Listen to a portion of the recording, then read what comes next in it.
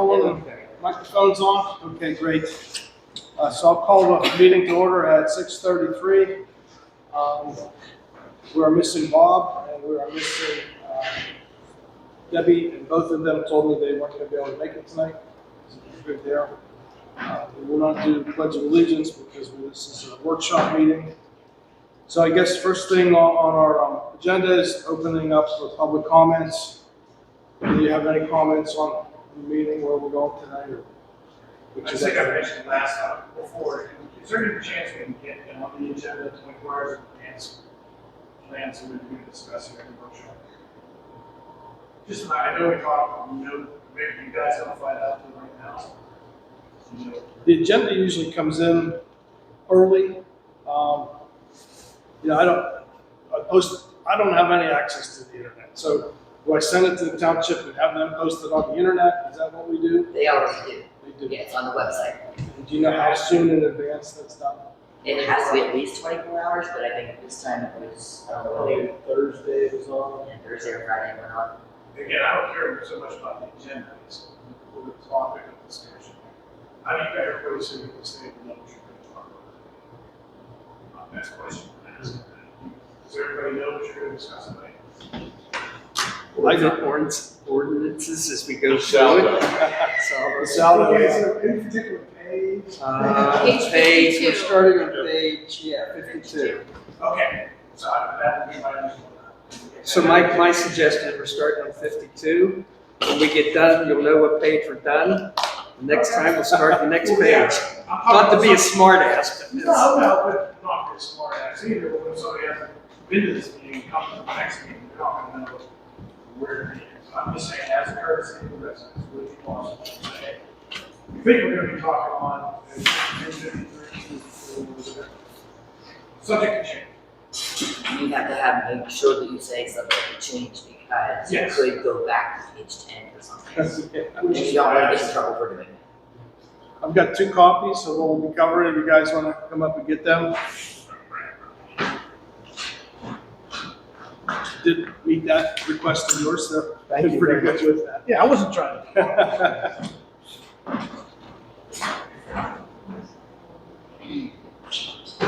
So the feedback we get is you'd like to know more about the content of our agenda items rather than just what the agenda items are. I get that. I'm not sure we have a big plan. I think one of the emails I sent out earlier was we're probably going to keep working on the salad tonight. So that is our plan. There's a couple other items here we got to go through. We've got this, there's a letter that we're writing to the supervisors from the Planning Commission. Talks about our meeting on Tuesday, November 25th. Planning Commission reviewed and discussed the amended curative amendment ordinance. At that time, the Planning Commission voted 5-0 to recommend the supervisors approve the amended curative amendment ordinance as submitted. And let me know if there's any questions, and it's signed by myself as the chairman. So I don't imagine there's any problem with me signing that as far as our group goes because we approved it 5-0. Will I sign that tonight for you so that they have a copy? Okay. And the issue is your minutes aren't approved until your next meeting, which is after the hearing. So that's why it's nice to have a letter documenting what happened. Minutes are approved, so we have a letter written by the Planning Commission chairman that says we approved it Basically what 5-0. you did. Okay. I can't do that here, number one, and number two, I don't need that. We will approve the minutes the next meeting, which I'm going to probably cancel. Whatever your next meeting is. It'll be in January, but they need this to approve it next weekend or next Monday, right? That's when it goes before them, so they need something official from us. Okay. Let me just sign this now so I don't forget.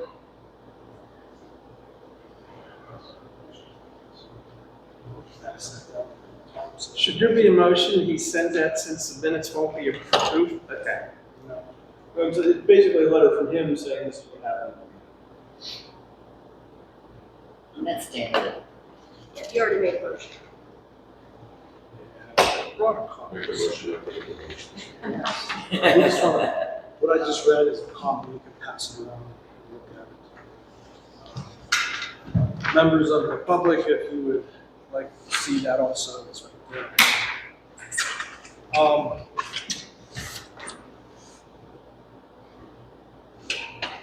Another administrative item besides the letter, Tony Leo had brought up a question, comment, or whatever about taking a ride through Seneca Hills plan and looking at their driveways, just looking at the plan in general. I wish he was here tonight, but I may bring it up again. But Tom got the plans, and the setback is 15 feet, okay? What happens is when you got the setback, you have the road, which set from the center line is 12 feet, you have the curb, you may or may not have a sidewalk, you may or may not have a grass strip between there. But with the right of way, you usually end up with a couple extra feet. So that 15 feet of setbacks from the end of the right of way, it's not from the end of the curb or the end of the driveway normally. It's all defined on the plans. But in most cases, you end up with at least a few more feet. So with the Wrigley plan at 25 feet, if you do the math, it'll actually be 29 feet, 28 or 29 feet in driveway for most of them, just because of the extra 3 or 4 feet. And that 3 or 4 feet becomes utility right of way quite often for, whether it's cable, whether it's water or sewage, something ends up going through there because it's within the right of way. They don't have to dig up the streets and pavement and everything else if they have to fix it. So they take that to their advantage, but that gives them extra space. Did they change the density at all? It did not. What Tony had brought up was 30 feet from the roadway to the buildings, and that's what they 15-foot setback. So you're looking at a 25-foot setback, so in theory that would be 10-foot longer distance between the roadway and the buildings. The density of that particular plan is around 7 units per acre based on the number of units that they have, this total acre of the site. So just to give you an idea of perspective of what that site looks like and how dense it is. And that 6 to 8 units per acre is what we see as a normal standard for a higher density type development that has townhomes and everything else. And you get what was being in the ordinance was 3.25, so it's basically half. So the 30 feet was from the middle of the From the edge of the road, from the edge of the road to the home was, Tony indicated was 30 feet, but that was only with a 15-foot setback. So your setbacks are again 10 feet longer than that. So if you go through that Seneca Hills plan to get an idea of perspective, it would expect those buildings to be an extra 10 feet back.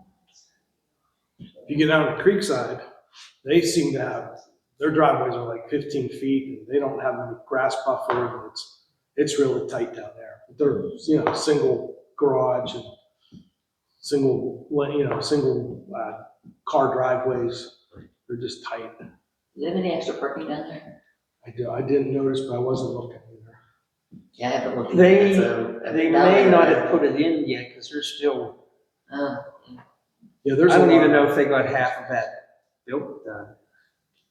I've been seeing in the paper recently that Jackson Township is revisiting all their stuff and, to not make it as dense populated and all their setbacks and everything. So I don't know if they made any changes yet, but I do remember seeing that in the paper somewhere. I think it was in the public notices and stuff. They already did it. Yeah, Yeah, they already did it. They because they still have, realized they screwed up. yeah, well, they still have a very high units per acre, Yeah. but less than what they had. And they're directing it more to different areas than what they were before. Yeah, they were trying to change all that. And I see now they got requests now to downsize lot sizes on 2 big developments starting to, they got this tomorrow night, those public hearings.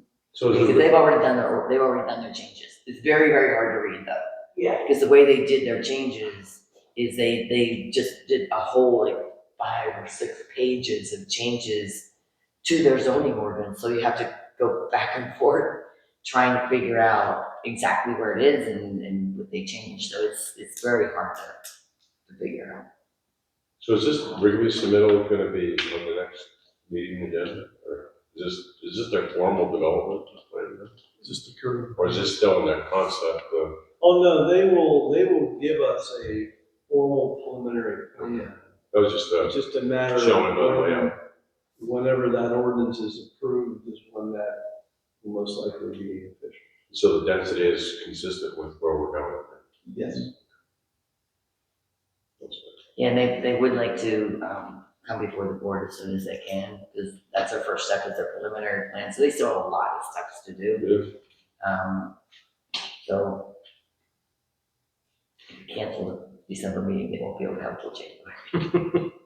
Well, I think that's another administrative item. I think if there's no official business that we have to get to, we're under our gun. In between the holidays, I don't think anybody really wants to be here that week. So I'm gonna just suggest that we all cancel that meeting. But they sent out for Christmas. I already have a zoning hearing board meeting on Monday. There's nothing that we have to be here for, I would just assume. Yeah, we'll know most likely Tuesday, Wednesday next week, so. Okay. And then we'll let everybody on the planning commission know, but we'll also post that to the website at the planning commission meeting for whatever date that is, last week of December. 30th, I think. 30th. I'm pretty sure it's the 30th. Because I was gonna have 2 meetings in a row. Mhm. Just for anybody wanting to know too, there is a zoning hearing board hearing on the 29th at 6. And you do have official business for that meeting? Yeah, they only have a meeting when they have Okay. a hearing, yeah. Is that on the website still? I didn't see it today. Pardon me? Is that on the website? I don't know. I I didn't see it today. don't know. I thought it was. I don't even have my phone on me anymore. Our website says we're 37 square miles and we're only 23. So, I'm a numbers guy. Because it said, it's been said 37 forever. I think Since it started, since the new site came up, it said. No, it's actually in when we do, the county puts out something every year, I think it is. And I think in there it says 37. I don't understand it anywhere else, just there. Yeah, I think like Cranberry's 23, we're 23. I think they're pretty consistent. I don't know if I don't know which one's right, but I think that. maybe we got more land than we think.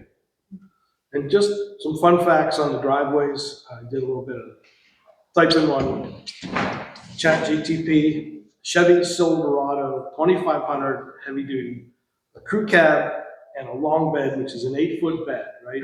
It's 22 feet long. Is that with the in-gate up or down? Probably with the gate up. All right. So we're given 25 feet of our driveway plus an extra 3 or 4 feet. So there's plenty of room. I took a ride through Arden Woods and I noticed a lot of pickup trucks. They were mainly, half tons, 1500s, 150s, whatever. Plenty of room in front of the cab, plenty of room behind it, and that sitting nice in that driveway. So comfortable with that distance. The other thing we have to worry about and keep in mind is if you make it just long enough, then people that have 2 sedans or 2 SUVs are going to try and squeeze 2 in there. And if they can do it, that's fine. But if you make it so that only 1.5 cars fit in there, then they can't. You make it so the second car, the back tires are on the sidewalk, they're going to try. And it's not really our problem. It becomes the homeowners association problem. Is ultimately where you land on that. But if we can prevent that from happening and discourage it by making sure they can't fit 3/4 of a car in that driveway, or go the whole thing and give them that whole distance. I don't know what the right answer is there either.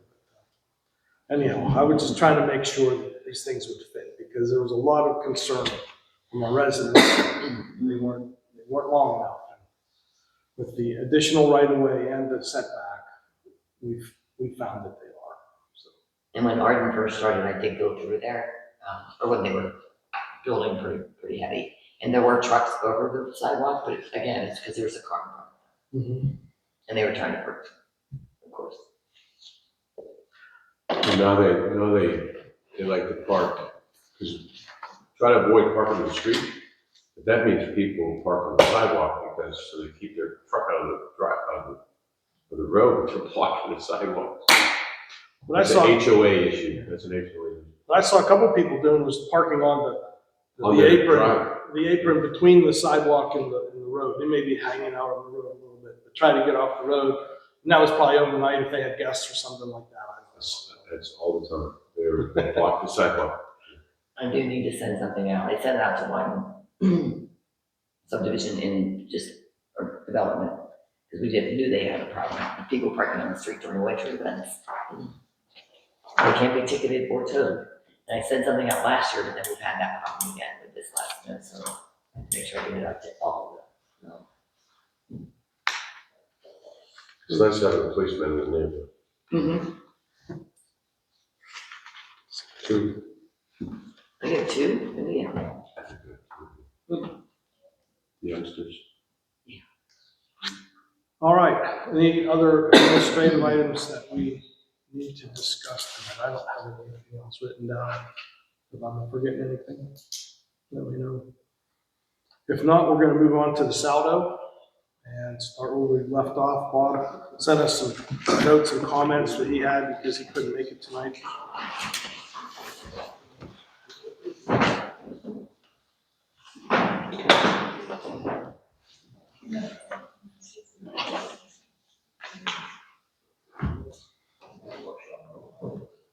And I have that we start next meeting on intersections.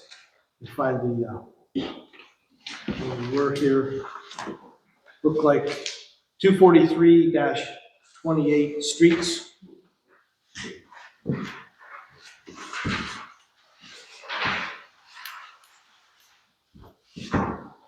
And we got through L and we got to M when we said start next meeting.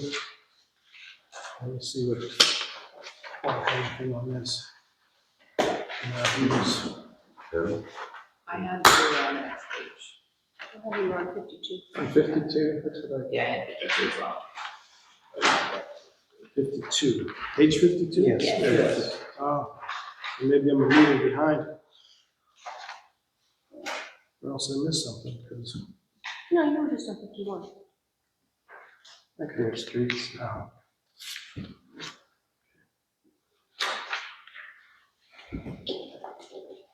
So correction on that, 243-29, streets and signs. No comments on that one from any of us from the last time. Just a general question there. Are all our street signs the same color and architecture? I don't know what it means. You know, most townships have like the same. We have a township brand. standard and there's a standard for private lanes. It's different for things. All the street signs I've seen and noticed, they're the blue with the white, fluorescent, I'll call it fluorescent, a light, a white, glow in the dark, if you will. So it doesn't need to be green here. But the housing plans, I didn't notice, like Arden, do they have the same Yeah. blue and white ones? Okay. So the township typically purchases those, the developer reimburses the township, so they are uniform. And you go to a certain vendor that makes those specific signs. Okay. All right. How do they come up with the names? I was just gonna ask. So the names of the roadways are approved by Butler County. So essentially, when a plan is coming in, you can look at that name and say, we're not objecting to that name, but ultimately that name gets submitted to the county determines that there's no duplicates, no close reference to something else. We've had instances where they've come back and said, no, we need a new name. So some developers will call it Road A, B, C, D, because that way you're approving without a specific name, and then they go through the process of naming those. So that the county, ultimately, 911 center says, this is an acceptable name, if you want to call it Juniper Lane or whatever it might be, it is what it is. We don't want Main Street because we have 6 of them already. Correct. And that's what they're trying to do, is duplicate, Pepper roads, Piper roads, they don't want confusion, so, they will look at those and that has to be approved before addresses go on. Just a little bit of trivia. I live on Schmidt Road, but long before I moved there, it went on, before they built 79, it was Little Yellow Creek Road, I believe. And when they built 79, it became a dead end. And township came, and did not want to have the same street name as dead end. Emergency vehicles tried to come up to go there, they couldn't get through. So they decided to rename my section. So they went to the only family that lived on the road, which were the Schmidts, and said, what would you like to name the road? And they said, we'll name it Schmidt Road. But that was a lot. So, My thing after the guy used to live in front of me, isn't even live there anymore. We don't know what that has something to do with the refrigerator, that was. I thought it was like a door. I was gonna say it's a resident You killer. changed it to your last name when they moved, right? Mike, you gonna say something? Yeah, I was, based on Matt's question there, I think it's, I'm not a developer, but I think it'd be a good idea to know that there are standards. And as Tommy said, maybe is that everybody has to come to a township to purchase them? And Yes. Should that not be here? I mean, as a developer coming in, you don't think it'd be good to see that, or where is that information? No, they, when we do the developers agreement, when we get to the point of them purchasing signs, they have the option to purchase those or go through the township, but it has to be the township vendor. Every developer who says can buy them in one conversion. So we don't want to go out and say that, we don't get stuck in the Or the middle. specs, I'm just saying, shouldn't we say the specs? It's just the township spec for the sign. So there is no, because it can change based on relativity. If the state comes back and says they now need to be X, you know, it's a moving standard, so. But should it say that? It should say there's a standard. I mean, we can get, if it doesn't say it already, we could say for township approval, on legislation like that. I think it says. I think Cranberry started getting out of hand with some of the plans. They have it in Pinehurst, and they changed all the signs, they had to get approval, but it was pretty, but it was, maybe not everyone liked it. It's an aesthetic thing, I think. It does here say their design and location shall be approved by the township and shall be provided and installed by the developer. So they can ask what that means. Right. Okay, thanks. It does say that.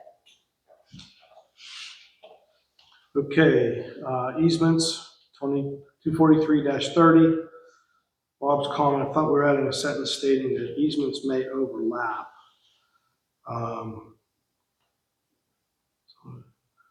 Obstruction of any kind shall be placed or allowed to be placed where they interfere with an easement. I'm not sure what he meant by that, and he did expand on his comment. Some easements will not be able to. Does he mean the 10-foot one can be part of the 20-foot one? Something like that. Well, it's really, I feel like a sanitary and a storm, The same you wouldn't easement. want to combine them because you want to have room for those utilities. But again, in some cases, you may have a utility easement, then any utility can go in that easement. So I think if it's specific to sanitary, it would be a specific sanitary easement that you wouldn't then put something else that wouldn't overlap with something else. Because I think you want room for that utility in the event 80 years from now, you have to replace it, so now you have room for another utility.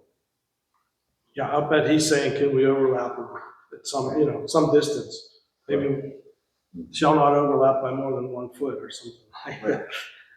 So is that even worth putting in there? Is it something you can negotiate?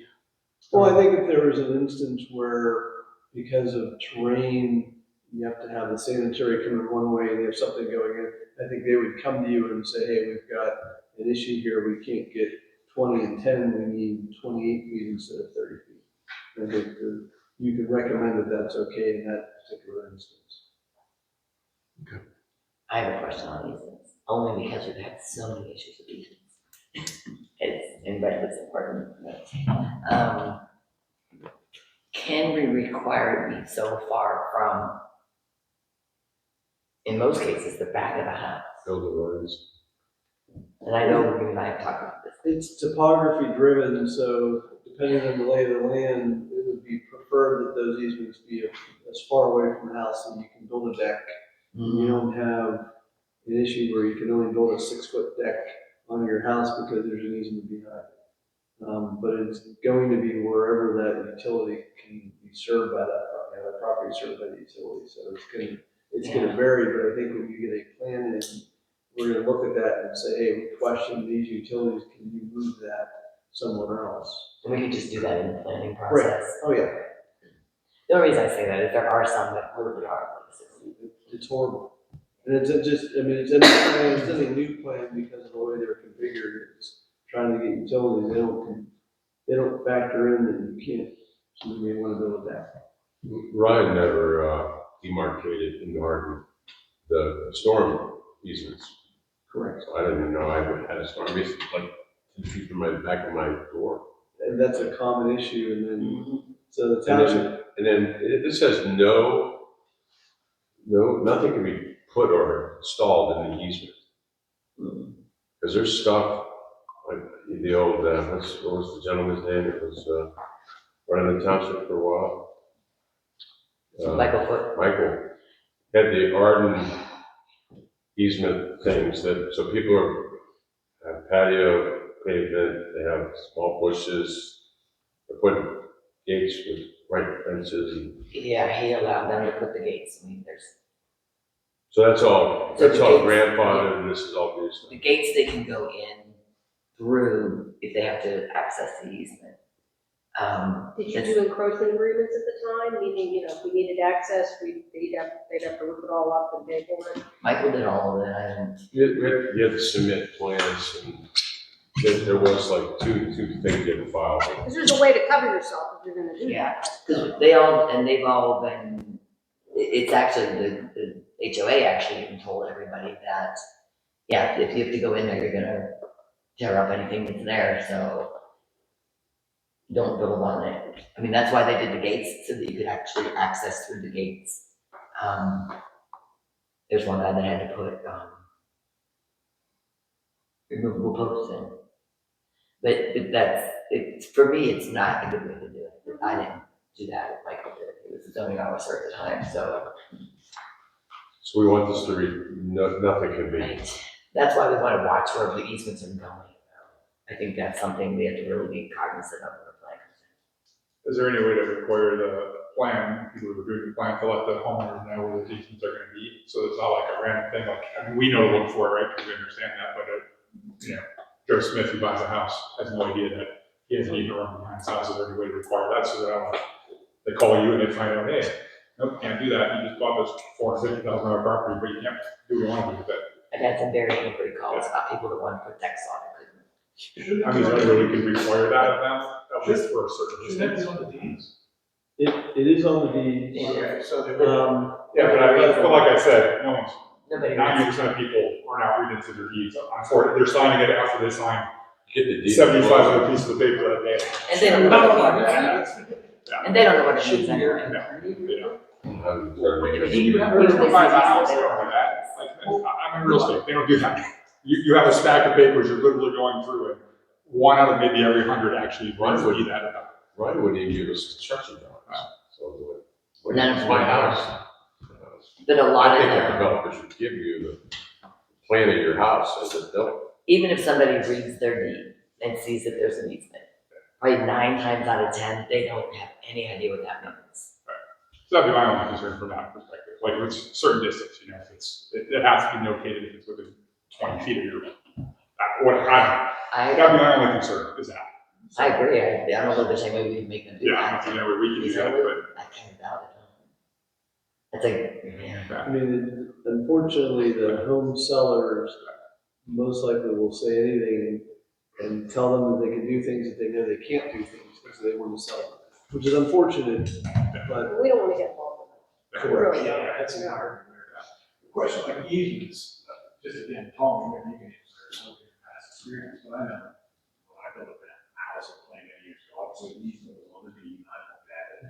The driveway was right over it, and I understand, she said an encroachment agreement, it's okay, you know, we put some of that driveway down, but with the understanding that if they have to access that easement, I gotta put this driveway. I mean, I don't understand how you, especially driveways, there's other driveways in the neighborhood that cross easements, right? Sidewalks. Most of the easements are down between the buildings and behind.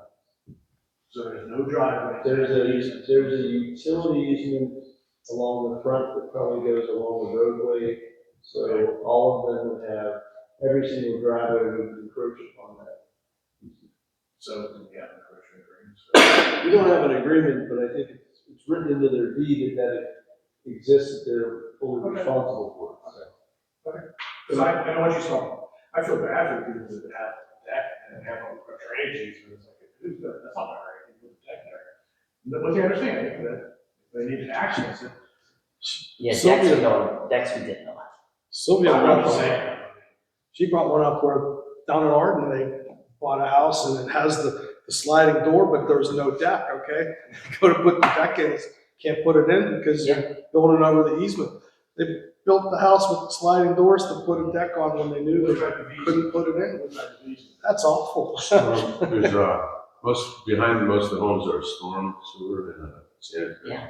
Physical storage is the swell, or is it, it's actually the sewer? Depends on that house. It drains the street. The streets run parallel to the houses, every 4 or 5, whatever, how many sewers there are.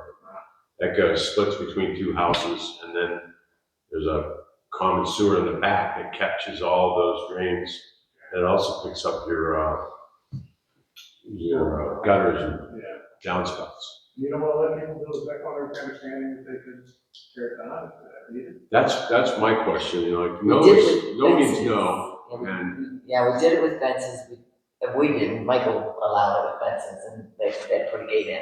Started allowing that with decks, even with an agreement, is the agreement recorded with the deed, or you just have the agreement? Well, if they're. Because if you sell your house, and you don't disclose it to the next person, Well, yeah, that's. well, that's something to I law. guess it's solicitor. then we get in the middle of all that, and I don't think we want to be in the Not middle of all pleasant, that. no, yeah. How many schools, let me ask you this, in the history of the township, how many student drains have we done up in neighborhoods? I have no idea. I think they're all 2. I was gonna say, yeah, there's. But even so, I mean, it's probably very, very, I'm just, again, I'm not, But these houses might be here for 50 years. if that. So that's why they don't. So- have so decks. Look I- at this stuff. People didn't have the money to put the deck. Yeah, that's, Yeah. that's what I was saying. I don't think we can predict I actually don't any of know that. who owns the storm, who's responsible for the storm, because those are what we would consider private easements. It actually says private easement, but it's not. Okay. But I mean, I don't know, so if It's just an a easement. storm drain would break in the back of one of these houses, the city, I mean, township would have to fix it? The HOA. It just- Okay. Or the township would fix it and build it. I know this is one of the most common nuisance residential problem, because it affects drainage, I've heard a lot of stormwater stuff, and, so it's a big red flag for a lot of residents. Yeah, you have to have them, so, You do, it, you just shouldn't build them right next to the house. I just think, like I said, I think it's something we have to watch on the plans coming after, going forward. All right, so Bob's comment, we're gonna just say no overlap, negotiate if necessary. That'd be my response to it, Bob, but we're not gonna change that. I'll teach him not to be here. The next comment came down to 24331 lots and blocks. Says lot boundary lines shall be perpendicular to parallel to street lines, as the case may be. Radial lines are preferred as recommended by the planning commission. It's unclear. I didn't understand what that meant, and then Bob said this isn't quite right. We talked about non-radial as an option. Radial was preferred, also perpendicular and radials are really the same. The radial simply being the perpendicular to tangent. I also can't picture where parallel comes into play. The rear lines are usually dictated by project boundaries or rear guide, and therefore only be parallel if roads are precisely parallel with project boundaries. So he's getting into the weeds on that. For me, it just wasn't clear what we were trying to communicate with that. I think the word parallel just needs to come out. Like, if we want it to be perpendicular to the street, radial is the same thing if you're on like a cul-de-sac. I just think the back property line doesn't need to be there. Yeah, I think that's, I think you did say that for a He long did. time there. Or whatever boundary block is. Yeah, you could end up with some very odd shaped rear lot lines just because of the way the property lines are. So up front, along the roads, you want everything to be Yes. perpendicular, but when you get to the back, it doesn't have to follow the front. That'd be nice, it'd be cookie cutter, basically, something like this, but that's not always going to work. So the fix to that is taking out the parallel, Or preferably rear lot line. What about the radial lines coming from the circle, at the center, looking at the definition? yeah, to me, the radial goes off that. I don't understand that definition either. Radial and the tangent are the same, those, I think. Radial line is defined as a line that passes through the center of the circle. That's like the tangent. Issues right parallel. So I think what he's saying is it can become more circular in the back. It can have flux and change. But I don't know if radial is really. I think I would I'm not- prefer to like I'm not a a gentleman. cul-de-sac. Or if you had a bend in the road, you'd want to make it that bend was a big circle where it sort of bisected it in the center of the diameter. Okay. Do you have a verbiage fix for this then? Well, I think we could remove the parallel to the street lines as the case may be. And I think if you just say, the line shall be perpendicular to the roadway, I think that sort of covers that. What about the radial lines are preferred? I think we want that in there because that's their preference, but obviously, however the roadway is or however the property is, it's going to dictate how those lots are configured. So without any other guidance or constraints, we prefer the radials, but just a preference. And if there's one of 10 reasons why they can't do that. I mean, they're going to come in and they're going to say, okay, we did this, and this is a weird shape, but we needed this because of, and then you're going to be able to just look at it and say, no, we don't want to do that, or we do.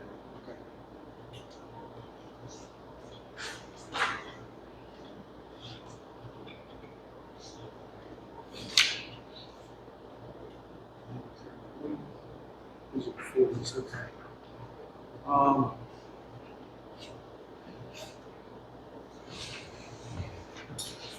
I just had a comment, lots on curves or cul-de-sacs, arc distance on the street right away. I said, should this be arc tangent? Don't really. Arc distance. And I think that's correct. I think my comment's wrong. Because if you go from the distance of the cul-de-sac to the arc, that's probably the setback, right? Okay. So the arc tangent is something different. Get rid of that comment. Front on public street or private street. My notes indicate there should be an exception for flag lots. So for G, do we want to put any exception in there for flag lots? Except for flag lots. I see that in there. There should be an exception, and Does it that's added. Does it accept the flag? So that was added. So it's a flag lot. That's if somebody puts a lot behind, Okay. Yeah, I got it. All right, so that comment G was addressed, except flag lots was added. Can we read through the rest of that real quick? Yep. Lots, tracts, and parcels of land abutting private street. Not dedicated for public use. Shall not be approved. Except.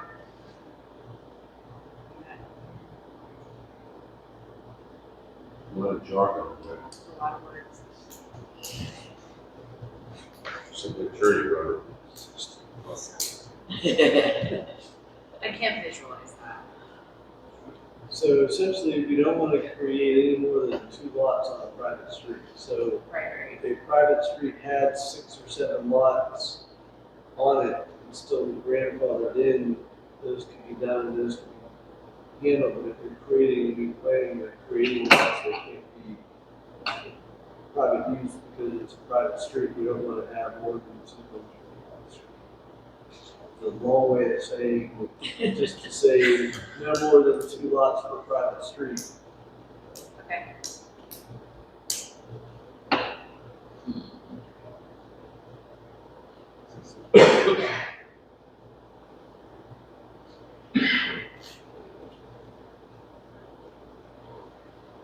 So if they're already there, before this is enacted, it's grandfathered in, we're not gonna do That it. is correct. Can't do it. We're not gonna say you have to dissolve that lot or combine with something else. It's created in the 70s, it's allowed to be there. If you violate the ordinance, that's okay, because that was. It's grandfathered in. You can't put that in today. On your new plan, right? Okay.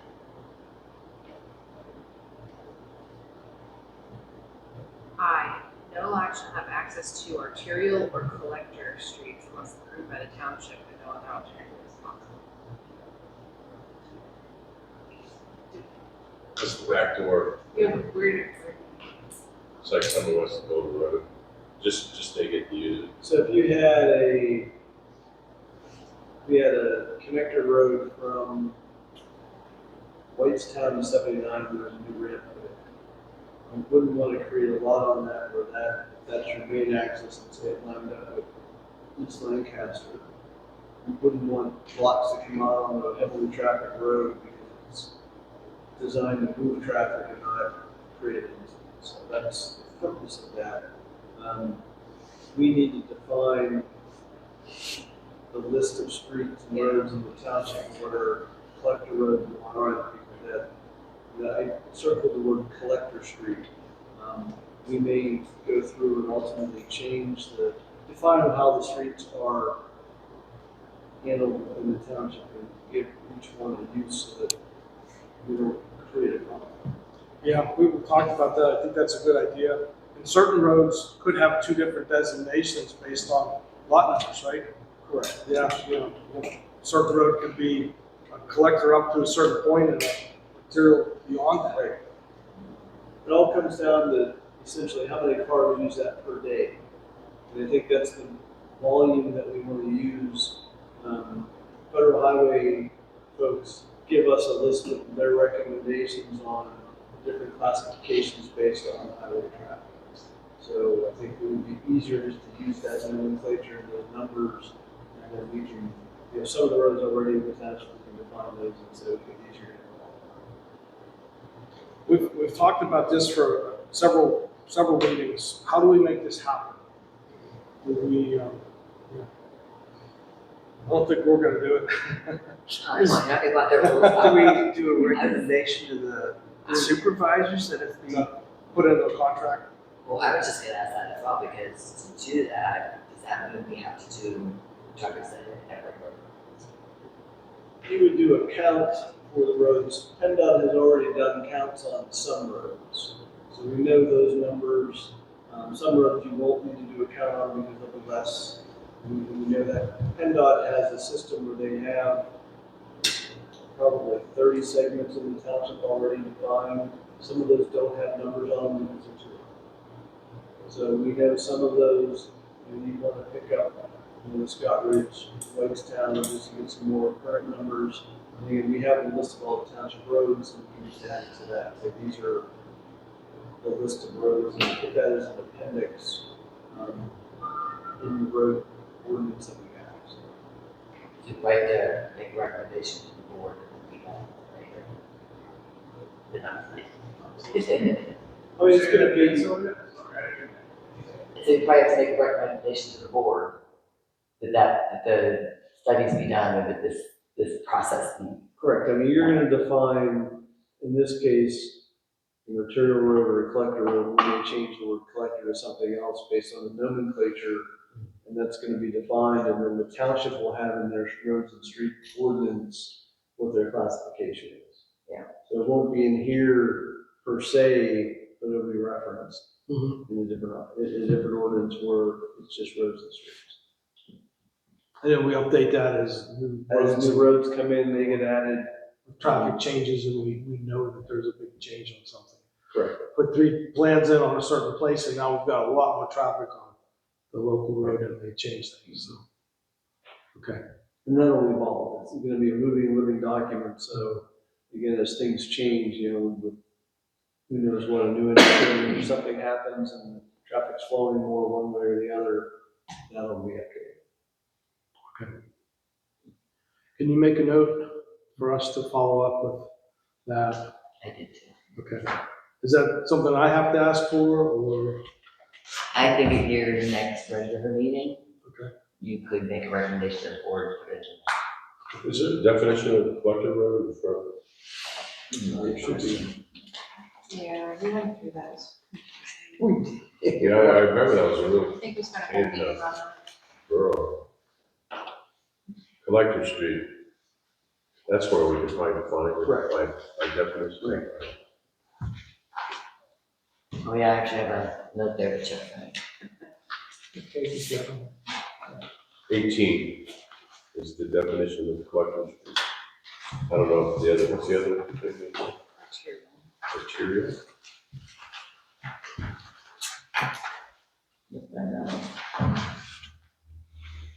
Yeah, that's defined as well. They may have to change depending on what PennDOT has. Because that has a department of transportation, right on the arterial.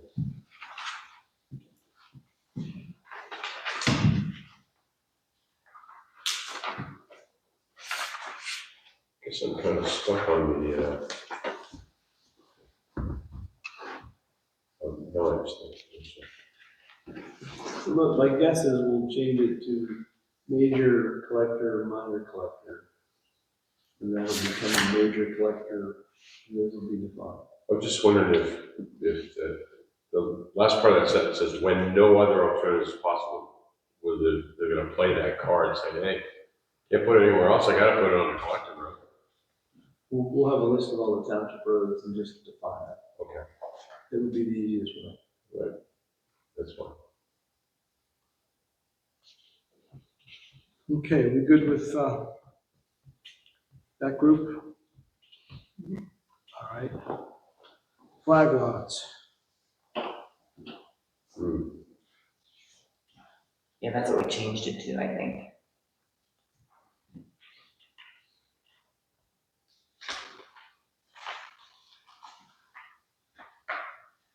So Bob's saying, number 3, the bottom, for access excluding utilities, and he's saying should just be access and utilities. Cartway located within the pole segment shall maintain a 6-foot setback from the property.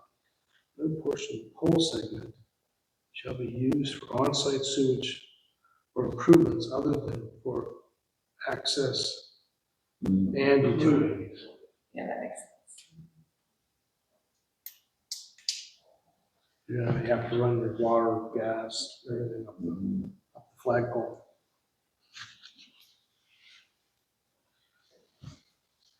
Block requirements. In general, all blocks in subdivision shall be located no closer than 1,000 feet from the nearest intersection for arterial and collector streets, and shall not be less than 250 feet in length for other streets. I don't understand. I thought we were putting 1,000 between intermediate cul-de-sacs, so I'm not sure why this is what this is saying. We did talk about having a certain distance between cul-de-sacs, right? Correct. So they could continue if they wanted to go into phase 2 and 3, you'd have, or even just so people don't have to drive all the way through the plan. You don't have to turn around people's driveways, so there's an option. We would have a bump out, if you will, so you can do a turnaround. Most likely the mailbox clusters would be put in that location, so it's a new entity.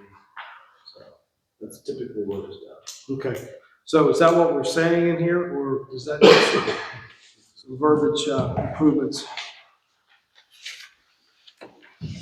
All blocks shall be located no closer than 1,000 feet from the nearest intersection for arterial and collector, and shall not be less than 50 foot outlet streets. Subdivided into lots shall be to depth and width except lots along major arterials.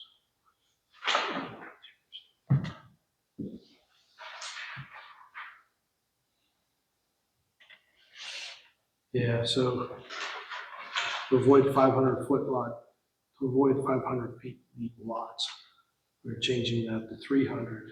And then the cul-de-sac piece. Okay, so you've got some notes to redo that? Okay, thank you.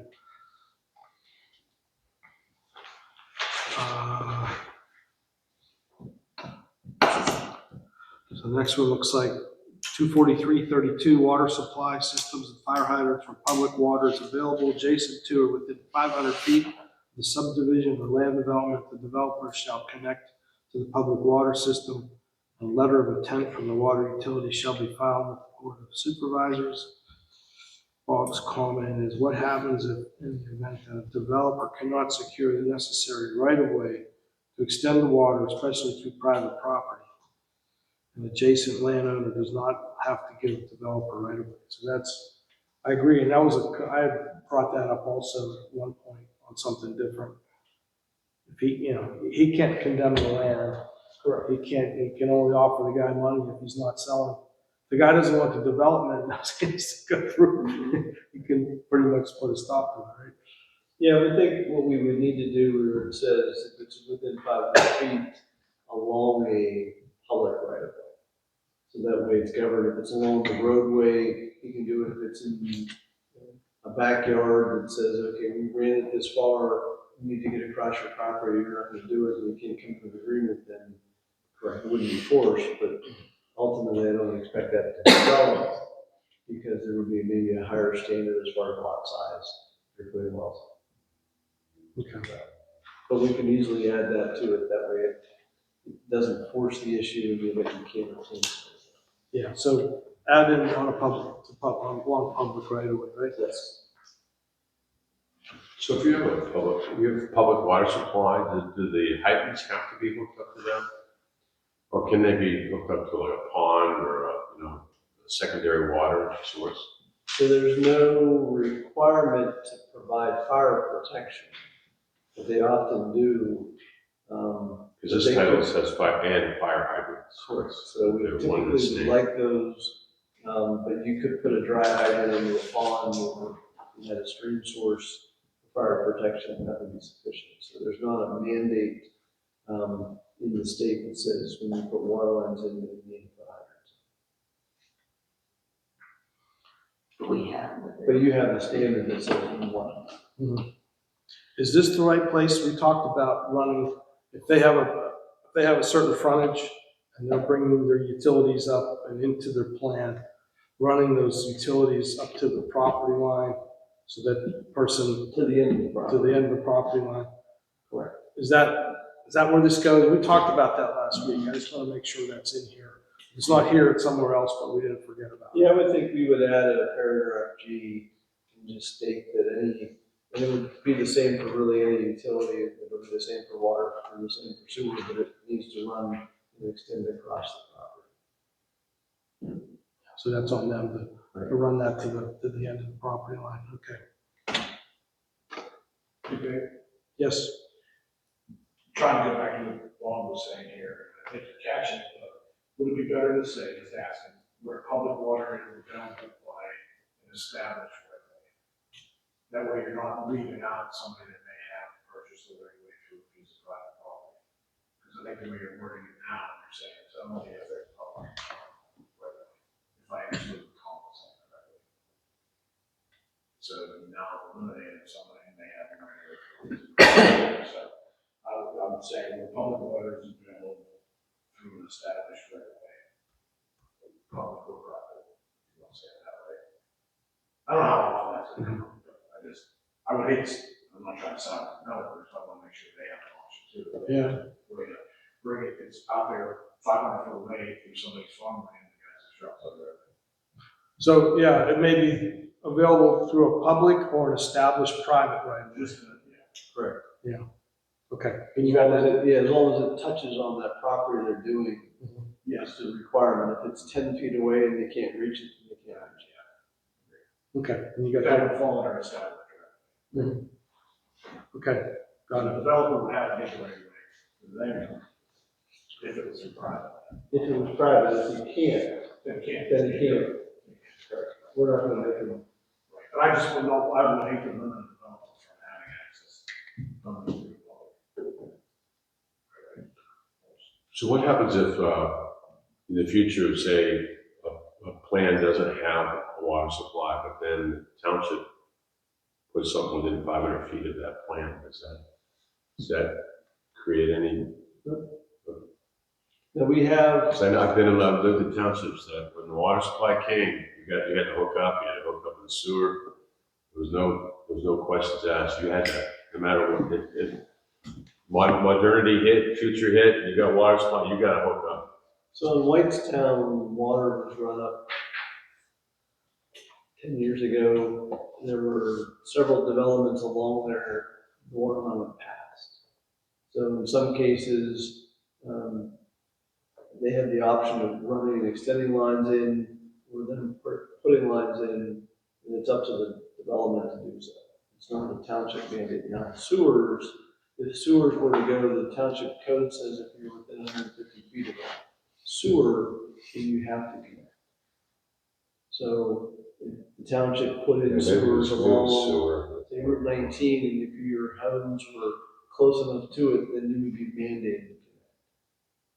That's the only I just one, not remember it was water. like a huge bill. It was like, wow, want me to pay 10 grand, but hook up on them already got a system. Correct.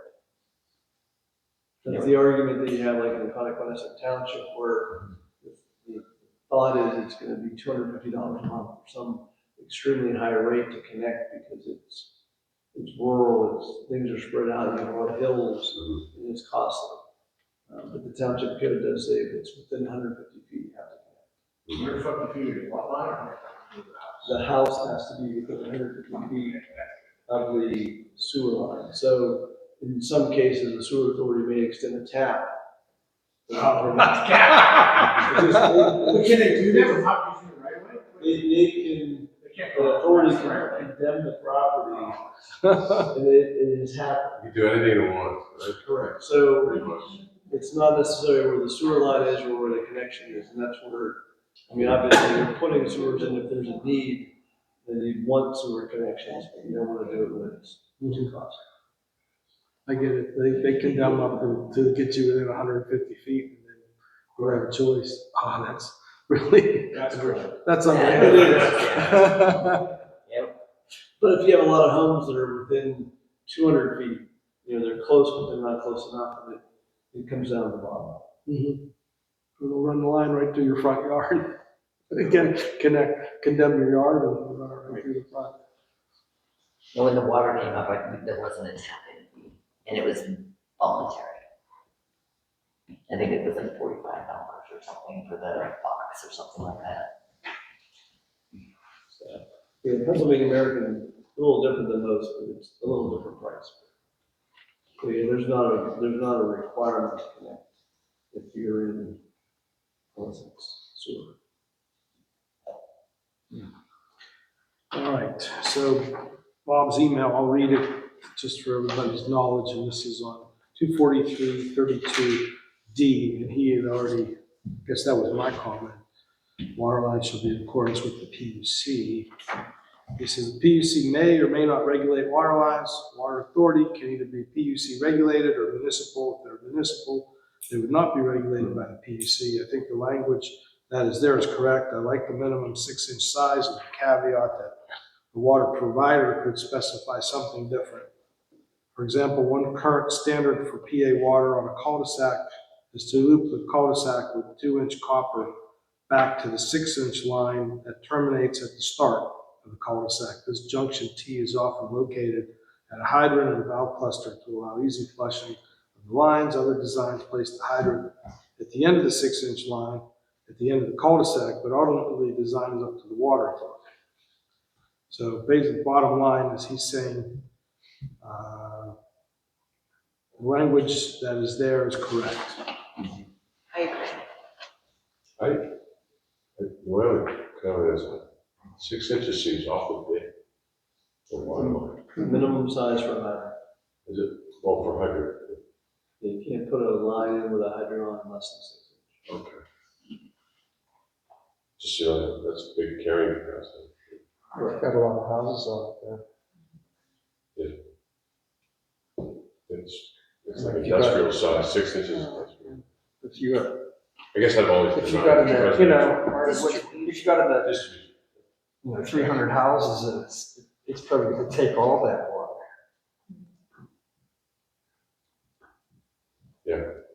Capacity. So let me go back to 243.32A and 33B. I think he means 33A and 33B. Okay, You know what I mean? Because otherwise he'd be. yeah. Yeah, that actually makes sense when you read it. That's what I was reading, you know, like, Because I went through, I'm like, oh wow, man, jumped that, but, okay. Sanitary sewage disposal. All right, so he's expanding on his comments so that we understand what he's doing, so. All right, are we good with that section then, the third, 243.32, I think we are. This is 243.33. basically the same comment. Definitely want to encourage connection to public utilities that are close. As I point out in my comments, there's no way that a developer can demand right of way through private property for a utility, especially for sanitary. So a couple options. First, we can tighten the language and use something else instead of shall connect. Second, the probably more effective is to make sure that our zoning ordinance penalizes on-lot systems even more than it does now. Remember, developers are driven by density, and if we make sure to get reasonable density, the developer needs to connect to public utilities, be highly incentivized to make something work out. So we're good with this. I think, again, we'll change to 4333B to just have that right-of-way language put back in, that it has to be public or private easements, between the property. Public or established private. Yeah.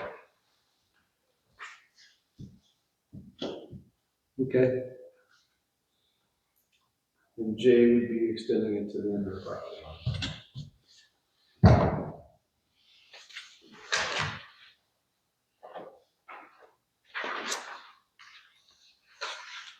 Okay, that comes after I-8.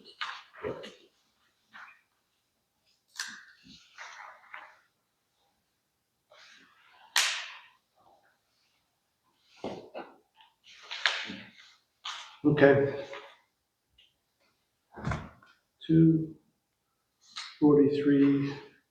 243.34C. So he's jumping on. I don't What know. about this comment down on E? Yeah, E. Okay. Not just the pipe, but manholes, etc. Specifications of any sewer, of any sanitary facilities shall be as set forth in the rules and regulations that apply to public sewer system. Public sewer, or he wanted to be something you take, I think, said authority. I think it should stay system. Authority is a specific type of entity. It could be Pennsylvania American, which is private and non-authority. Okay? He's saying not just pipes, but manholes, other things. So we're saying facilities, which kind of blankets or umbrellas, all of that. Okay.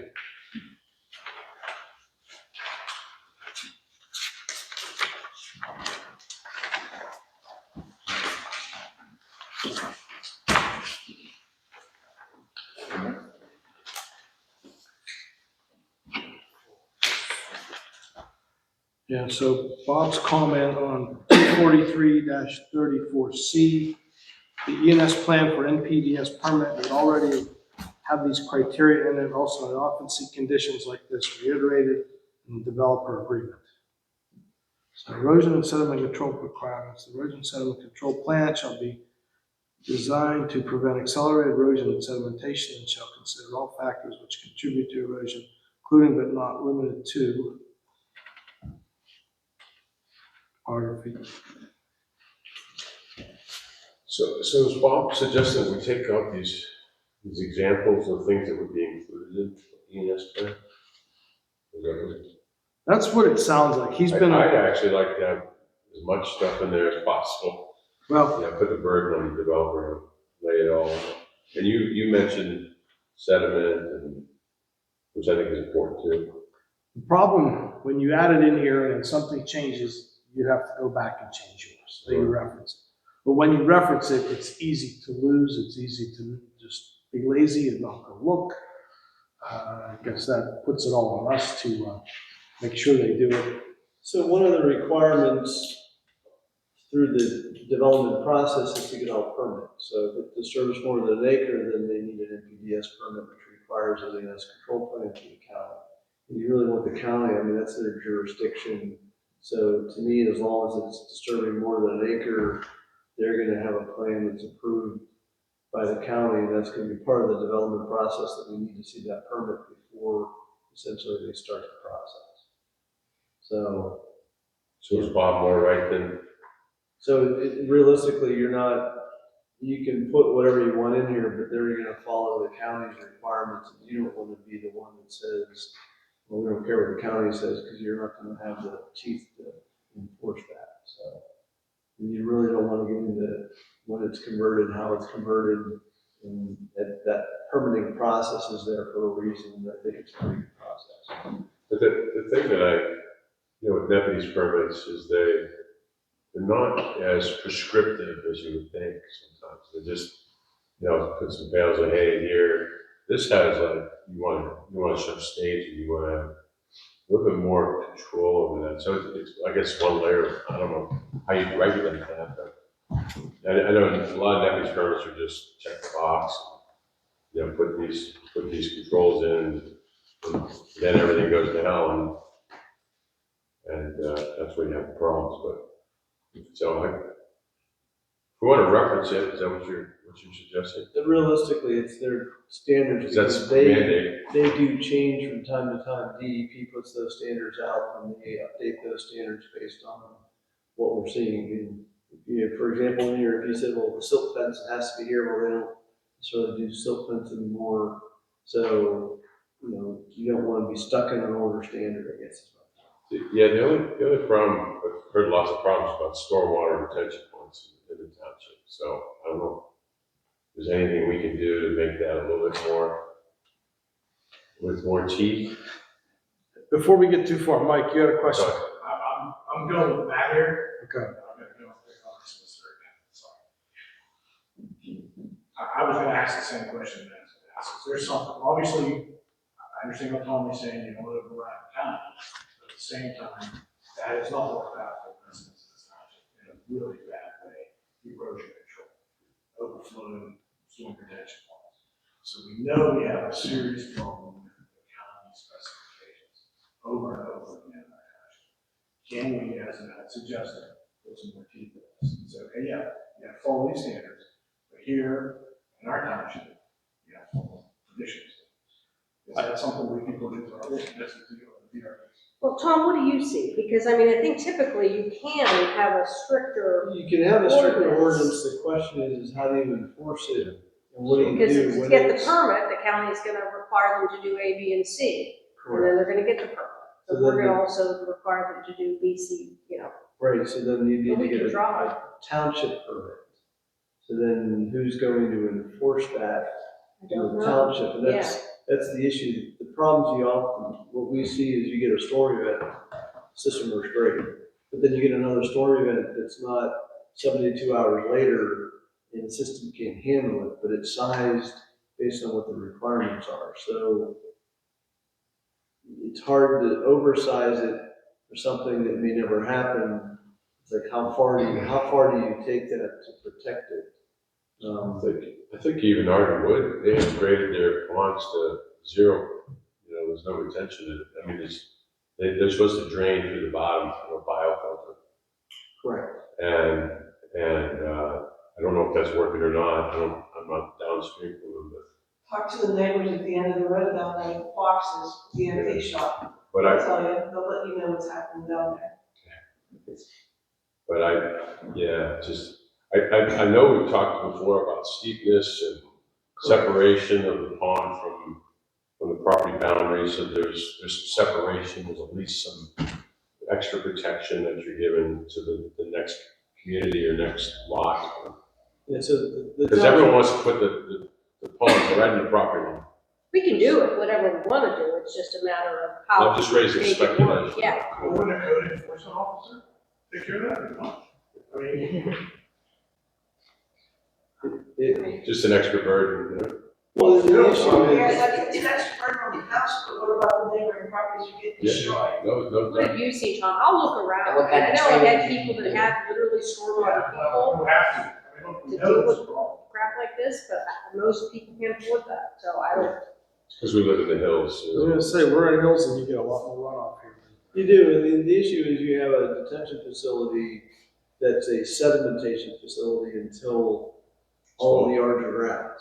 So its purpose is to collect dirt.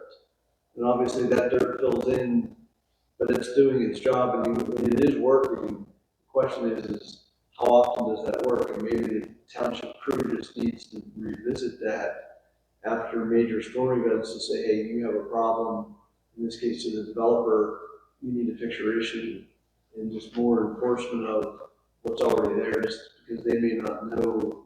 The plan is to go out after every major event, and those things, to look how things are working, and obviously you want to see, you know, those things filled up to the brim when it's raining, so it's working, but again, how slowly it drains, how much debris is caught in there, dealing with things like that.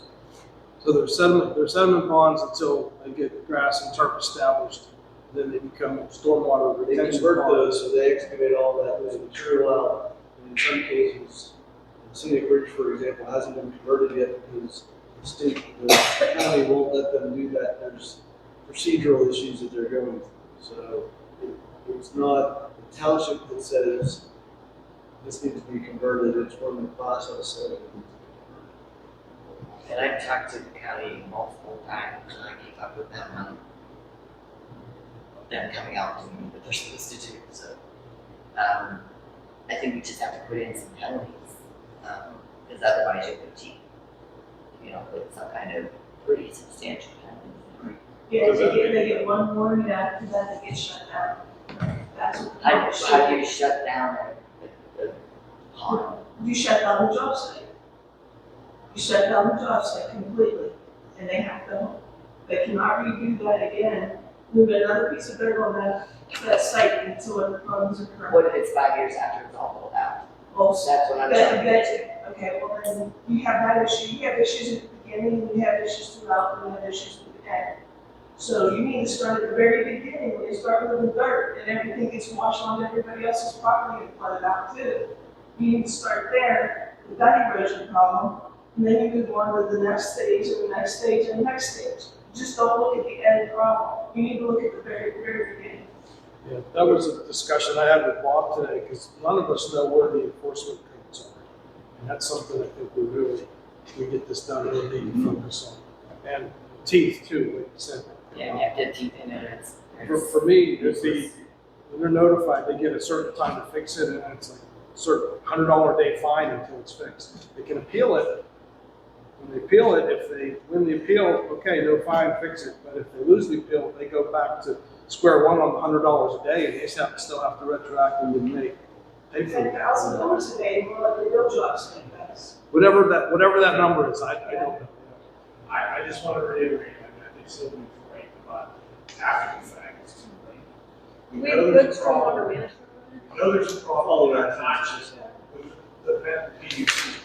It's not, it has no teeth, Matt says that they check it off, engineers don't design anything properly, whatever it is. If you know it's an issue, I think we have to spend time on this one. This is serious. In this time, we're very late, and we know it's. According to the letter D, it doesn't even need to be an engineer. I'm sorry, what did you say? I'm sorry. What? So according to D, it doesn't need to be an engineer.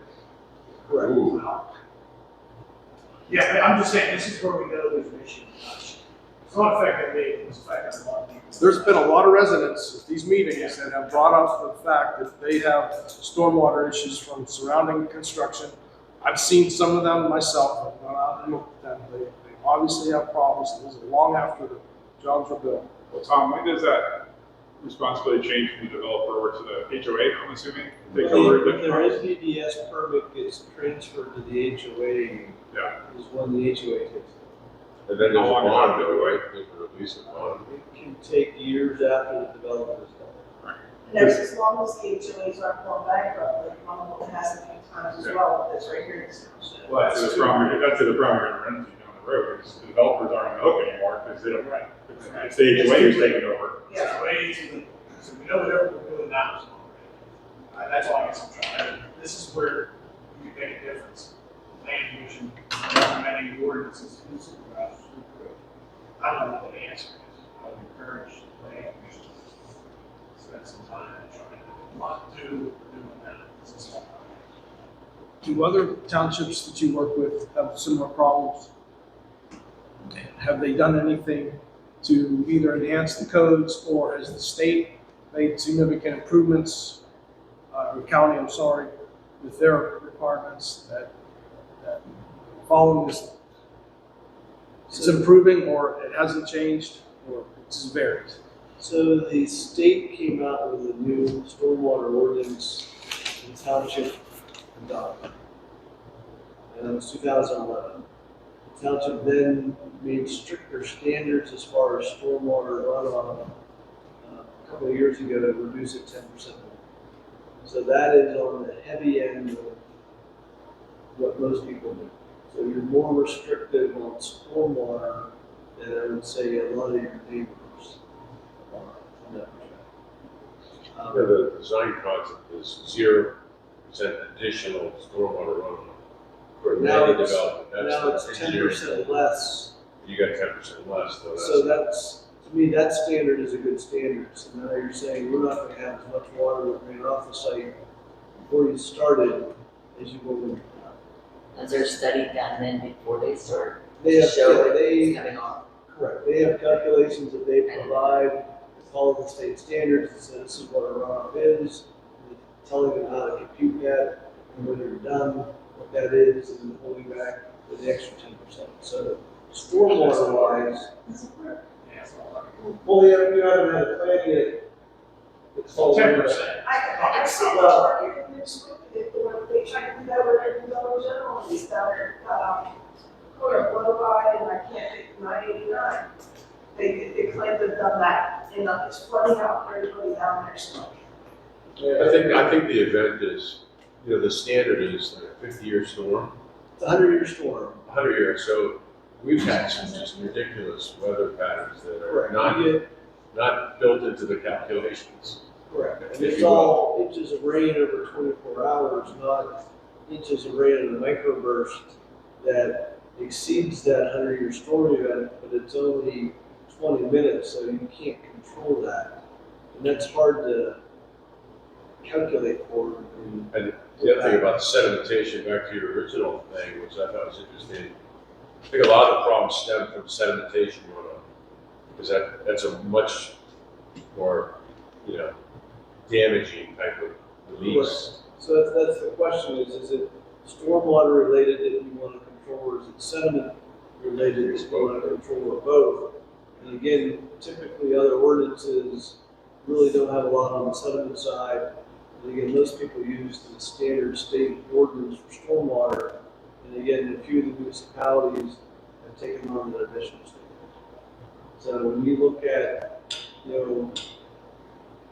home that was built, let's say Arden Phase 1, where it was built before 2011, there's no stormwater control whatsoever on any house. And it's coming downspouts to overland flow, and you're releasing 10% more than what was there before.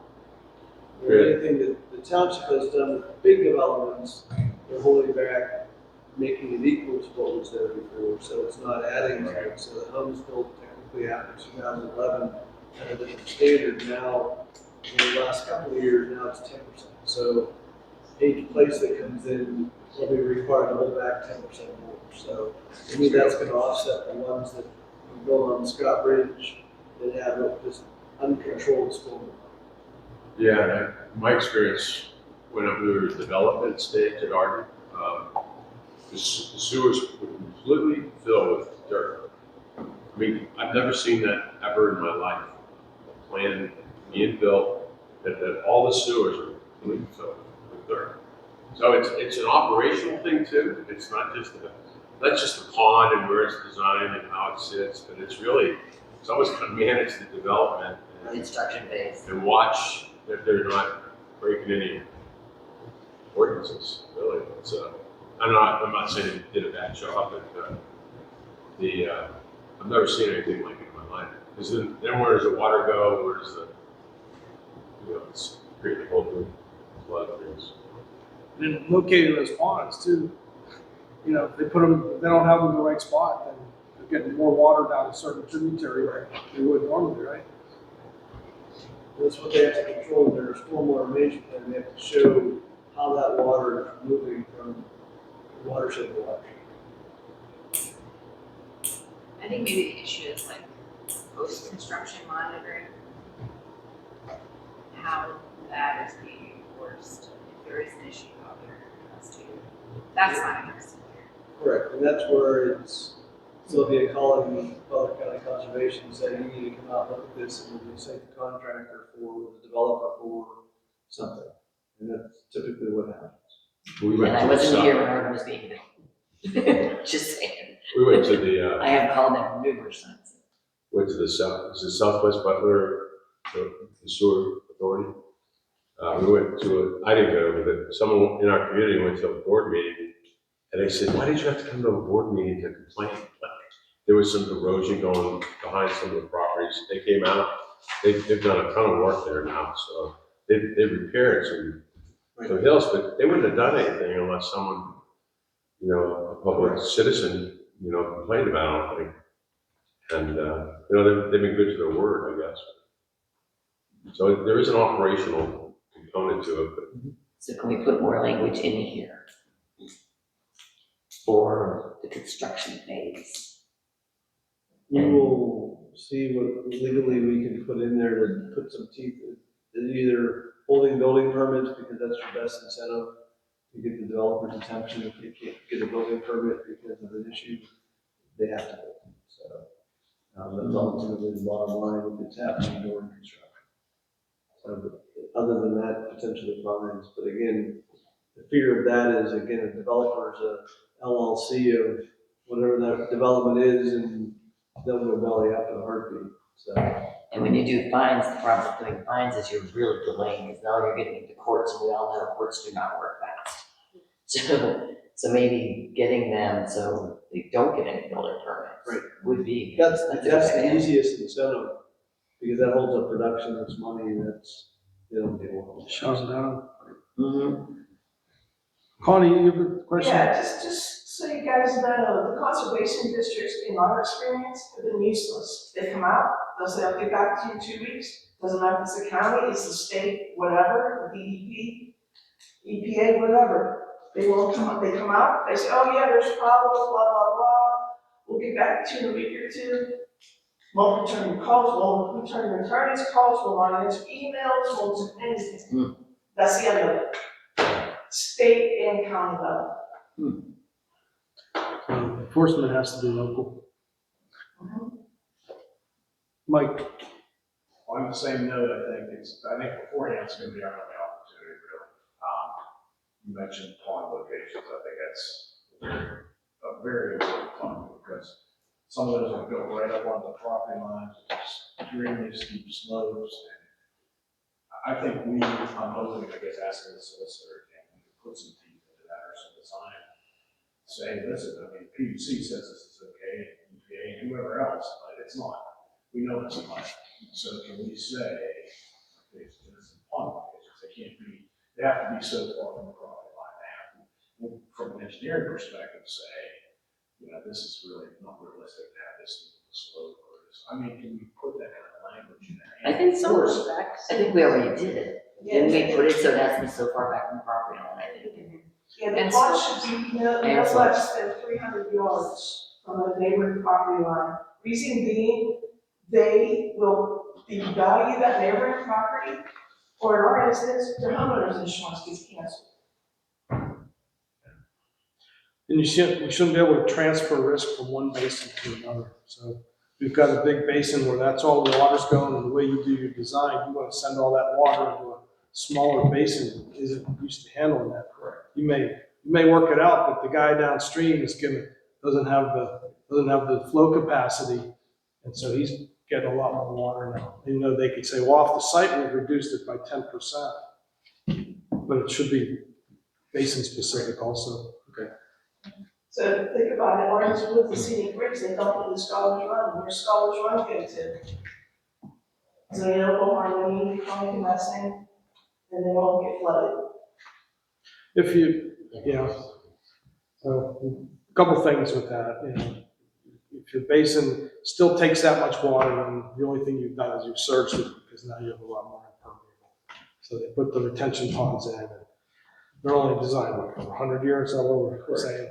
And with the climate change now, we've got the lower lows, we've got these super microbursts, like I said, and they'll do 100 years in 20 minutes instead of a day. And they're just not, they're not designed to do that. I don't know that we can design them to handle something like that. That's really ultimately the issue. That is the big issue. You get a microburst that just, you can't handle. But who's liable for that? You know, who's liable when people have disturbed the site and changed the drainage and put things into the criteria, but the poor guy downstream is still getting water in his basement when he shouldn't have. When he has it in 50, 60 years. Never had it prior to that. You know, who's liable? Is that the developer, the HOA, the county? I mean, somebody pays the price. It's usually the poor guy down there that's getting wet, Whoever owns the property. who didn't do anything otherwise. Who And didn't they do can't anything get wrong. flood insurance too, because they're not on the floodplain. I think my concern would be, how do you prove that a microburst would not have flooded somebody anyway? They How do you prove They do that with the hydraulic modeling. You can model it, but it's just, Yeah. it's a model. And now we have the data, so now we know this Yeah. happens. So no, we can't go back and say this never happened before. We can say it happened, learn from our mistake. Hydraulic modeling is pretty good, and you can do the one-for-ones. You can calibrate the model based on the amount of rain you had and where that came up on buildings. They can get those models, the 3D, and they can get them to pretty much be right, and then they say, okay, well, what happens if we run this much water through it? Well, the reason I say that is because I've lived in my house for 37 years. I never had water in my garage You're flat, till last year. so you're flat though. Till last year. Now I get water in my garage with those microbursts. Yeah, but that's there, that's a flag. It could be groundwater. And I'm not flat. I do have it does go. But I mean, you don't have people feeding your property, you don't have other people feeding your property where Well, that's what I'm saying. you're at. Okay, yeah. I've been there for 37 years, never had water in my garage Can you imagine somebody? or my basement until this last year with these microbursts. Nothing's changed. Now I do. Nothing has changed. Nobody's built, nobody's done anything. You're right, there's It's a, everywhere. So that's my thing. That's There's a what I'm common trying to say. Right, is- we have the data now, so we can go back, we can say, you don't require that these stormwater runoff contain microbursts, based on the models we have. One other thing I just thought of too, so we keep talking about stormwater runoff. When you go out there and you do all that digging and rearranging and moving all that dirt and digging, you're not only changing the above ground, you're changing the underground. Because we have right now down there, since they've done all that stuff with scenic bridge, out there where all the driveways come together and go, it's hard to get it on video. I'll wait, one of these days, I'll wait and just start shooting like a geyser. But it comes through there and it just starts pushing up, and it washes out the driveways. Since they did that all that happens in stuff. sewers and, It's just an artesian condition, and it's uplifting the gravel and it's Shale just there. coming out. Yeah, and probably found new pathways. place. Yeah, they just changed all the directions of the water. So, I mean, that's one of the things, we really need to protect the surrounding residents. And that's what I've been saying to these folks that sit out here, and that's one of the key things we should be doing in these ordinances. I don't know exactly how to do that, but whatever best practices we can find I currently. mean, we could talk to the state would need to approve the stormwater ordinance if you change it. And so that's the only downside, is that they have jurisdiction over that. So, They've got to be getting. How long the process is, I don't know. I mean, could that be a year till they? Are they getting the same feedback from other townships that, hey, this isn't working so well? I mean, I can't believe every other township is fine and we're the only ones that are They are very isolated instances around developments is where we see it, but in most other townships, it's not an issue. The other thing, a lot of these developments, to nuke the property, they just take the trees out and they change, like you say, the features of the property. Like Fox Chapel, you have to give them a tree extraction plan, you know, you have to mark a tree and they gotta save this.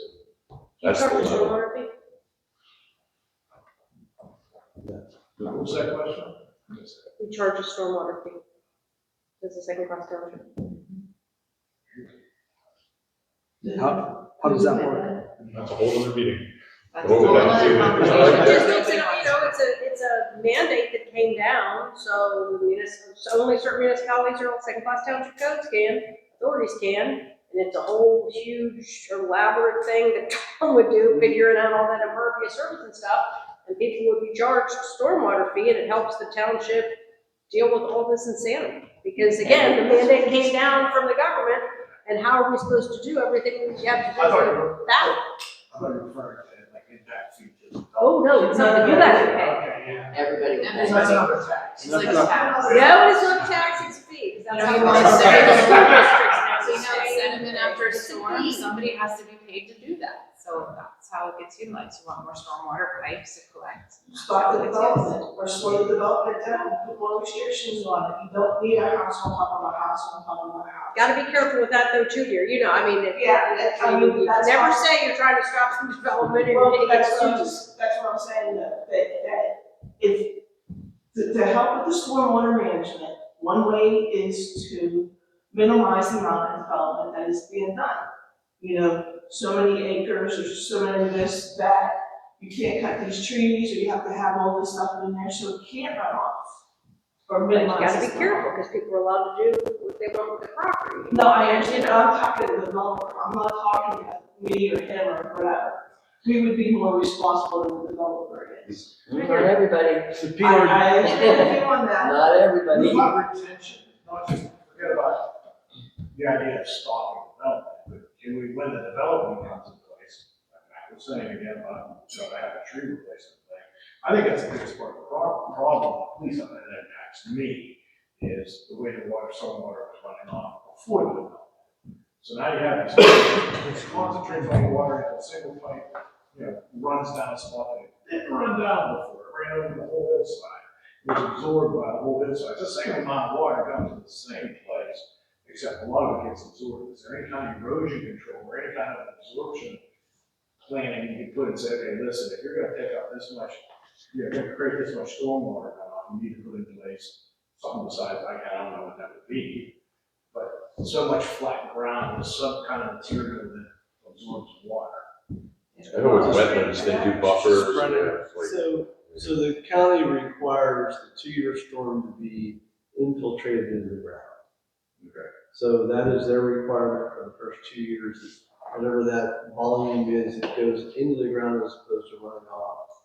And that works great unless you're saturated, then it doesn't work. So it And no works one's on- measuring it. So if you have a nice dry summer, you get the first rain in, you know, the second rain probably better than the first, it would work great. But then you get 6 days of rain, it's really not gonna work. Your ponds are full Or of you have dirt. 6 weeks of rain solid like Correct. that. So then it doesn't work, so that's why you take the good with the bad, you gotta deal with the conditions that you have. I guess what I'm saying is more like, I've seen places where have horrible water retention, shale ground, and they put hillsides with crown vention. I mean, really thick crown vention, and that like remediated the water runoff off that hill substantially. I don't know how that works, I guess crown vention and retains water and the sun. It's actually a rises. weed. Pardon me? It's actually a weed. It should be banned, but that's a whole other story. Crown vention. But I mean, it worked. It does grow in hills though. That's what I was referring to, is there's something else besides just storm retention ponds, you say, you've gotta have something else to, does that work? I saw it take a whole hillside, I mean, it's probably a quarter-mile long hillside, and it just shale that was running down, and they planted crown vetch and cheese, they rolled out in their sheets. And nothing to do with, the erosion at the bottom, like, you not completely eliminated. Say, where's our buffer? Remember we had a whole discussion of buffers and isn't that part of this equation a little bit? We did put a buffer in. Yeah. There used to be one, I don't remember what it was that we did, but y'all did put a buffer Put in a lot of buffer requirements, buffer yards. But in. really, we didn't focus at all on retention or percolation. Well, that's this section, I think. Just remember, the average size tree absorbs 11,000 gallons of water a year. I've seen a lot of properties destroyed by taking, denuding the property. I've seen a lot of hillsides like that. So how are we gonna correct this one then? Yeah, so think about it, look at it, and Tom might have to talk, we're gonna have to look at some of the other things our other municipalities do and see what we can legally do and how we're gonna enforce it. Yeah, there's other municipalities that are tighter and have a lot more people, you know, I'm thinking of Cranberry, right? They've got a lot more surface runoff coming into the same ditches and creeks that they had when there was nobody there. And, you know, I don't know how they resolve that, but that may be a good model to look at. We'll see what we can do as far as, what limitations we can get to. This is a big one. Oh, no, it is. An enforcement. Is part of it, Connie, they just did a really shitty job of putting this Well, in one- down here? Well, the stuff that was built down there was not built correctly, number one. Number two, it should never have been built on the property line. Okay, the big one. Yeah, that's how we do it. Number three, they're not maintained. Number four, it was falling down from the day they started building it. It's been sliding down. This black cube stuff's been oozing out of the sides the whole time too. And it stinks. The bugs are horrendous. The yards are dried out. We got documents from court where Weaver flat out said they were using the property as a leach field. Sanitary? But there has to be, Sanitary leach field? I'm sure there's other developments that have the retention plant that did a good job and it is working. They've been shut down that same developer's been shut down in, was it Baden, Connie area? And the one they were trying to build off of Klein Road in New Swiftly, this had a lot of, pushback too, because they were wanting to run things down on these organic farms. And retention ponds right on the property lines of these organic farms down there as well. Pretty plain, that's the kind of model, some kind of, It's working. something like a better, And I agree, the biggest thing, not the biggest thing, is one of the things is how do you enforce it? How do you make them, and who is the enforcement officer, and is that another It almost has to be. person, or, you know? I think it's at the design stage, it's not gonna matter. These guys, they're LLC, they're done, they're see later, there's nobody to, so it has to be at the design. And I think you need almost a hydrologist or something. I mean, these microbursts at my shop in Harlansburg, outside Harlansburg, Plain Grove, as flat as a pancake. These microbursts, I had no rain problem whatsoever. But soil was lime, so, you know, I mean. And you're flat. And I'm flat. So, but the point is, generally flat, I have another piece of property that's flat in Bookersville, that it rains, it'll fill up the basement. I mean, it'll put 6 feet of water, about something. So it depends on the surface of the soil. Well, yeah, and if it's limestone or Yeah, probably but that's Porterfield's wrong. playground, it's not. Yeah, but I had to dig a whole foundation, I put 2 sets of drain pipe, filled the ground, put 2 sump pumps in. I mean, but it's only 10 miles away, or not even that, 4 miles away from the other property. And it could rain, I don't care how big the microburst is. It's two altogether different property. we can engineer. Soils. We can engineer. If you go back, Gail, and look at in the comprehensive plan, there's a little map there of the soils and stuff. And you look at that and you do your research on those soils, where Scenic Ridge Orange Woods is being built, that were built, are areas you're not supposed to be building on. Same with where Wrigley wants to build, same thing, that is not saying that, as well as the one where, West Palmers is too. I think the do not build is on the slopes, it's not on the flats, or the mildly sloping ground. But once you get to the heavy slopes, yeah, they're saying you can't build on. Well, now they're talking about the types of soils. The soils, Most of the they're time. usually different. The soils, usually in this area stratify, so slopes are gonna have different types of soils than the flats. They're very generic. So here's another question to throw out. If the Wrigley goes through and that, their retention ponds would be under what's in place right now, correct? Correct, they would have to hold back an extra 10%. Okay. And how do they do that? Just by Calculation. retarding the flow out of those Bigger. It's basically ponds? the basins are bigger. Basins are bigger and they bleed them out slower. Correct. Okay. That's That's, not based on the microburst stuff, it's based on 10% over 100 years. And they would have to keep the retention If it pond overwhelms so it- far off the property line? It's whatever the Act 167 ordinance says, but it would have to be, yes.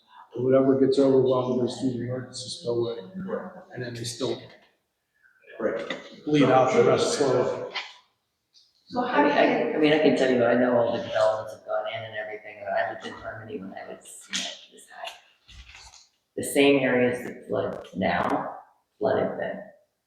And I get that development, I'm sure is added to that in some way, but it used to flood back then. And we didn't have the microburst back then that we have now. And so I can see where it'd be tough to design anything for a random microburst. But I think we do have to put more teeth in here, especially during the construction phase and doing all that. And there's some things we can put in here to help. Should help. And make sure the design adequate, meets criteria. 5 And inches. and then we're a lot more enforcement during construction, to make sure you're actually building what they say you're gonna build. How about the storm? Locations. It's where storm it's like built. 3.2 inches. Exactly. Uh, And how they. Maximum storm event, you might always say, well, you designed 5 Yes. instead of 3.2. It's complicated. Yeah. But I tell you, my career at ENS is just kind of just I'm not saying it's under the rug or anything, but it's just not as, enforced, and it's just an easy thing that, both sides, I've certified a lot of plans, and, I didn't see them being implemented. and if anybody wants to see any kind of videos or pictures of stormwater, we're outstanding it is almost knee deep at times. I'd be more than willing to show, I can bring a laptop and show them. Yeah, keep in mind too, the township has been short-staffed for at least the last 7, 8 years. Yeah, that's the other dilemma. When the township says we're gonna hire 2 more people to do enforcement, or anything, And then everybody's gonna fit. you get a room full of people saying, wait a minute, you're gonna raise our taxes. So it's a tough one. But, Oh, yeah, that would go for cost. I know. and the stormwater fee too, nobody wants that.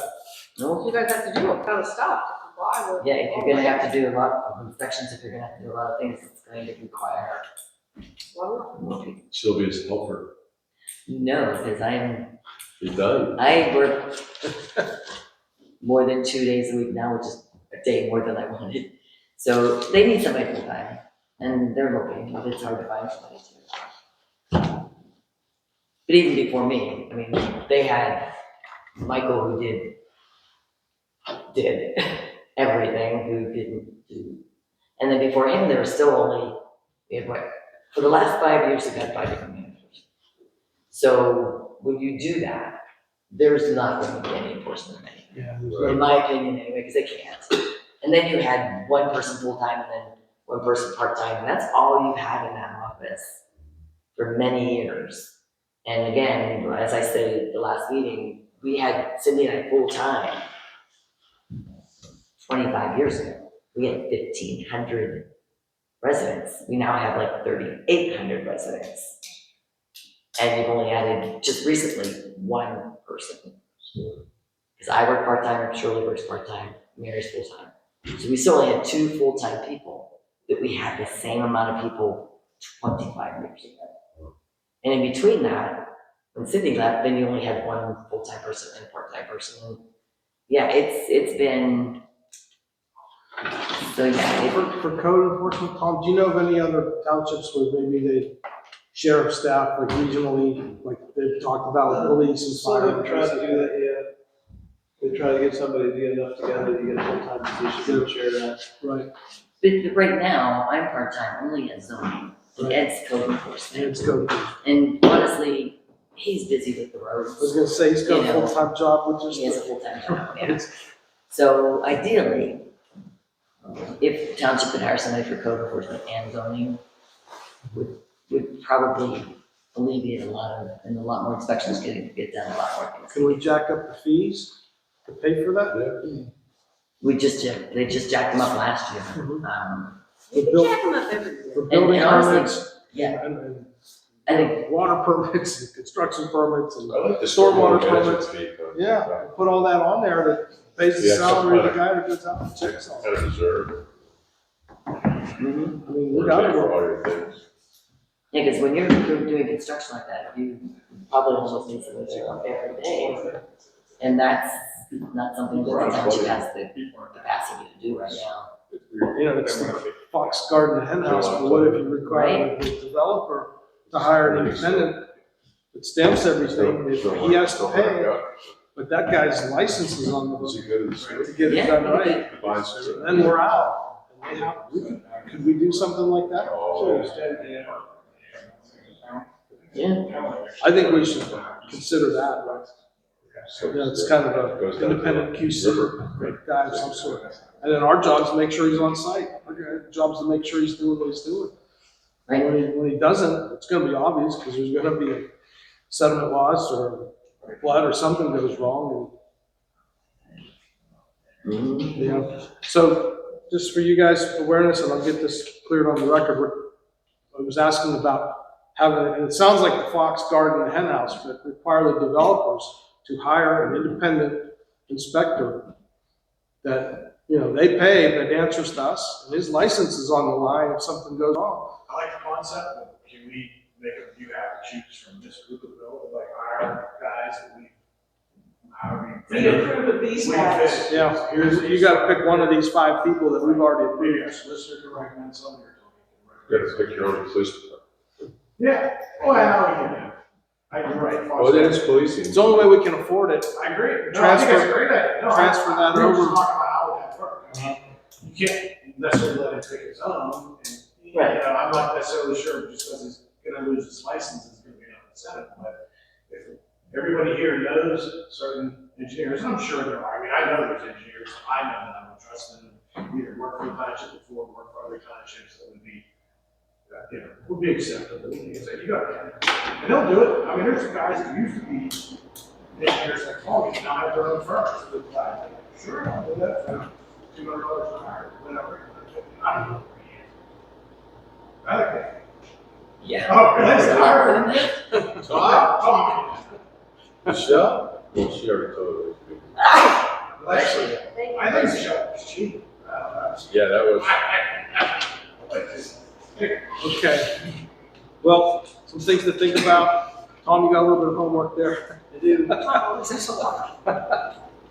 Yeah, I'd rather be known as the toughest community for stormwater management. As long as we don't get sued, because it's Right. unenforceable or unconstitutional. Yeah, you have to make it, it Yeah, has to we be have to enforceable. make sure that we're not gonna get charged. Not tougher, that's. That's why we pay you to be. Okay, Definitely a good challenge. You ain't coming in. I'm going to call the meeting and say we are adjourned. Can I say Merry Christmas first? So absolutely. I know we don't keep meeting. Thank you, Merry Merry Christmas. Christmas, everybody. What did you say? I missed it. Merry Christmas or Happy Holidays. Probably Merry got Christmas that. to all, good night. Is that official? That's official. We're not.